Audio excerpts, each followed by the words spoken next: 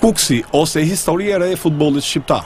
Nga dje, skuadra e qytetit Verilindor sjell njërisi në Superligën shqiptare, pas një barazimi dramatik 0-0 në Lushnjë, aty ku vendësit nuk e kaluan dot pengesën e kuksianëve, që ishin vendosur më shumë se kurrë.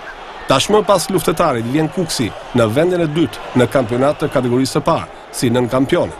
Një befasi e këndshme, por dhe një merit e padiskutueshme. Brenda një sezoni, skuadra e Kuksit arrin 2 maja, vjen nga kategoria e dytë në kategorinë e parë dhe mëtej vjen në Superligë. Disi e pabesueshme, por një fakt që duhet vlerësuar dhe një e vërtet e madhe. Mbështetje e fuqishme e presidencës kuksiane, me Ram Gecin si president, Safet Gjicin e Flamur Hoxhën si zëvendës president dhe mjaft donatorë të tjerë, pa mohuar rolin e bashkisë dhe kryetarit Hasan Alili, bëri atë që skuadra e drejtuar me maturin nga trajneri Shahim Berberi dhe drejtori teknik Sabri Balla të kapërcej Ylberi.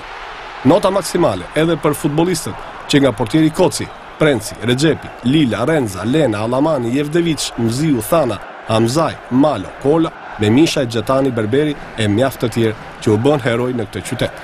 Gjithsesi, gëzimi dhe bukuria ishin tifozët e shumt, mira e mira që nuk e tradhtuan skuadrën brenda dhe jashtë, duke e motivuar për të shënuar emrin e librin e artë të Superligës për herë të parë në 73 vjet jetë të saj. Tashmë pjesa e mbetur do të sjell një tjetër impenjim për kuksianët, por të treguar se Superliga nuk është vetëm një ëndër për ta prekur një herë, por një dëshirë dhe realitet për ta jetuar brenda saj.